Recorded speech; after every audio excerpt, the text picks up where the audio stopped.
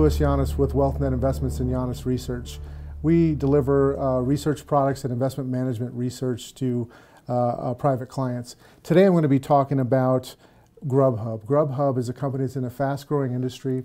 They deliver restaurant food to people's doorstep. And as you probably know, people are very, very interested in convenience these days, and they love to have things easy for them delivered to their doorstep. Now, GRUB is an interesting situation because they're really marrying two trends, and they're capitalizing on that. The first trend is obviously the need for and want for convenience, and the second trend is that there are a lot of people in the industry, in the restaurant industry, that need to increase their top line. So their GRUB is able to match buyers with the restaurants, and that's creating synergies there. And they're also able to develop point-of-sale systems for the restaurants to increase their operating efficiency to take the orders. So I'm going to talk a little bit about why a bullish case for GRUB and how I think the stock could go into the $90 range. If you look at the company went public on April 24th in 2014 at $35.25. And at that time, the company went into a bull phase and it marched relatively steady to a high on 4/3/2015, and it hit $44.27. And at that time, it went into a corrective phase. And during that corrective phase, there was 5 main down thrusts in volume and in downside price action. That happened primarily because of 3 different concerns. The first was concerns over increased competition. There was a lot of companies that were coming in that were backed by venture capital that were creating concerns that they may take market share. And another thing that was happening was we had a hurricane and orders slipped a little bit. So during that period of time, the stock came down. We saw that it came down to a low. Over 43 weeks, it came down to a low of $18.85. And at that time, there was a shakeout. So from a technical perspective, we like to see a higher volume shakeout to get rid of sellers. And what's interesting about this time period is all throughout this downtrend, the company was reporting earnings that were very solid. So there was very strong growth. It was really just more concerns about news items. And what's interesting is the earnings reports continued to come in strong, and the management team was perceived to be very solid. So we saw the stock start marching back higher. Now in this chart that I'm showing you in the bottom, there's a relative strength line. That relative strength line, what it does is it basically measures how the stock is performing relative to the market. So if that line is rising, that means that the stock is outperforming the S&P 500. If it's declining, it means vice versa, that it's underperforming the market. And we could see that it went through this period of underperformance during that decline, and then we started to outperform. It begins to outperform in June of 2016. And that was the beginning of this uptrend. And what was happening during that period of time is the company was continuing to execute and earnings were continuing to move higher. So that's exactly what we wanted to see. So if you look at this from a higher level, you can see that we had a rounding pattern. This whole pattern here, rounding pattern, is called a cup with handle pattern. And so we went through this corrective phase, we started marching forward, and then we went into another final corrective phase, which is exactly what you want to see from a bullish perspective. There was a consolidation called a handle consolidation. And we saw 3 significant areas of resistance of selling pressure that came in.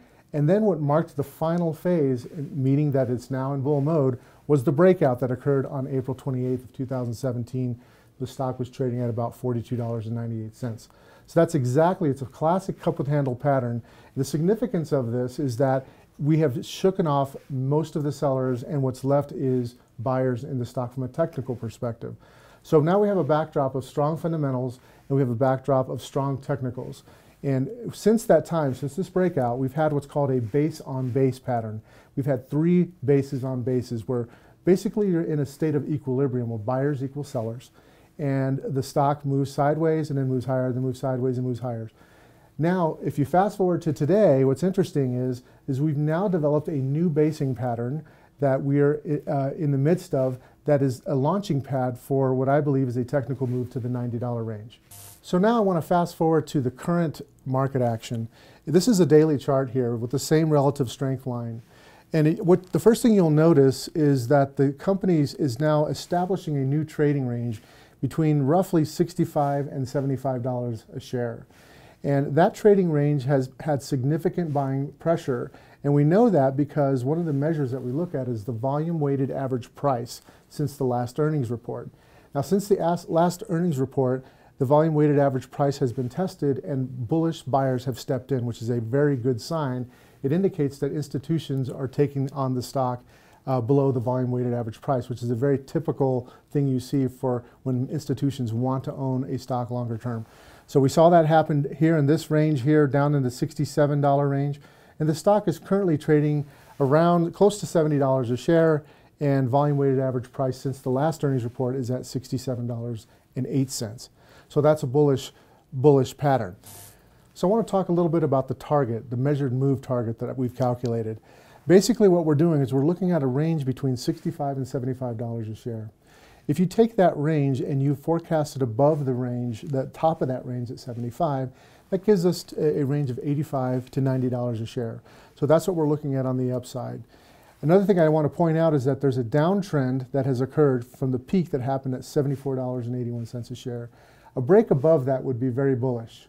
So here's some key things I want to talk about. I want to talk about how to trade this particular stock and what we're looking for. We're looking for this stock to stay above $63 a share. We need it to stay above 63 because that's where the significant support area is. So if the stock does fall below that area, we would be reducing exposures. When we're looking at the time frame of this trade, we're looking at a 63-day time period. And what we want to do is we want to look at the volatility of this instrument of GRUB during that time frame. And based on our analysis on the average percent range daily compounding out, that's about a 12.42% volatility number. So we want a position size to give the stock enough room to move down by 12.42%. So whatever your risk profile is as a trader, you want to keep that in mind. So, but from a perspective of support, we want to see this stock stay above 63, and ideally we'd like to see it continue to be supported at the volume weighted average price, again, which is currently at $67 a share. Okay, I want to summarize the reward risk of this trade. The stock is currently trading at $70 a share. We think the stock could go to that $90 range. So that gives us 20 points of upside. And we're looking for the stock to hold above 63. So that's a $7 risk profile. And that reward risk ratio is solid enough for us. It's greater than 2 to 1. I'm going to summarize a little bit about GRUB.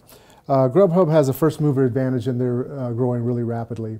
They've overcome a lot of problems with competition, and they continue to execute on their earnings. One key thing about this is that the company is expected to announce earnings here in February. So if the company does have a problem with their earnings result, that could really hurt the stock. So you want to be careful with this stock and trade it cautiously as it's going into earnings. Secondly, I'd like to point out that this is a late stage bull run because the stock has had 3 base on base patterns above that cup with handle pattern.